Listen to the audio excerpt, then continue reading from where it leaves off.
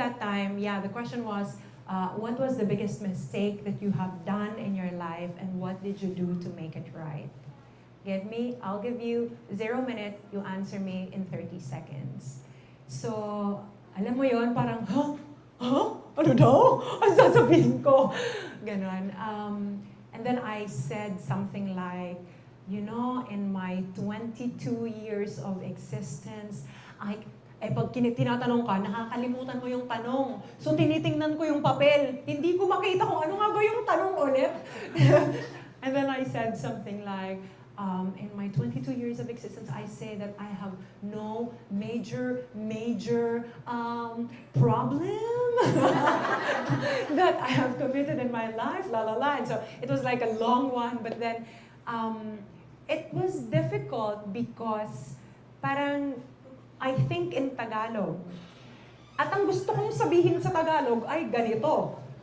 Ang gusto kong sabihin ay pinalaki ako ng maayos na magulang ko. So, hindi, kumbaga parang, yeah, I'm 22, pero wala pa akong major mistake. Na maybe they're thinking of like, nag-drugs ka ba, or nabuntis ka ba, or whatever, right? So parang in my mind, at that time, iniisip ko, hindi, guided kasi ako ng pamilya ko, ng magulang ko. So I don't know how to translate that in such a way that they will grasp it. And of course, culturally, it's also different. In the Western world, when you're 18, you leave your family and you're prone to making major mistakes in life. But I mean, again, that's going to be part of your journey, and that's also probably okay. But then here in the Philippines and in the Eastern world in general, hindi tayo umaalis sa magulang natin ng 18. May asawa na nga, nandiyan pa tayo sa magulang natin. So parang nag-guide tayo ng maayos. But I guess I was not able to explain that properly. But you know what happened? After that, pag umuwi ako ng Pilipinas, tinatawag ako ng mga tao ng major. Inis na inis talaga ako. Ano ba naman to? You're ungrateful!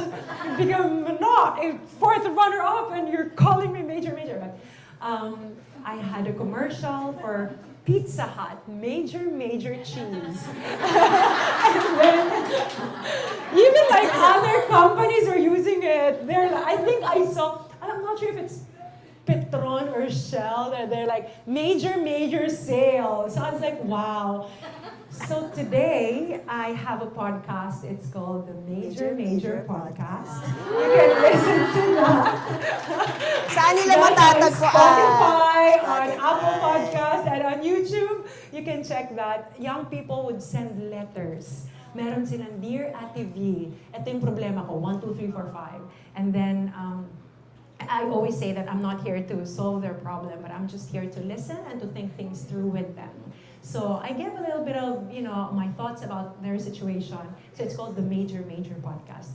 Siguro, isa sa mga bagay na natutunan ko doon ay, kahit na yung sa tingin kong isang bagay na nakakahiya or isang bagay na hindi magandang nangyari sa buhay ko, the Lord can turn that around. Amen. And use that for His glory. Amen. And for your good. Yes. So, talagang ganun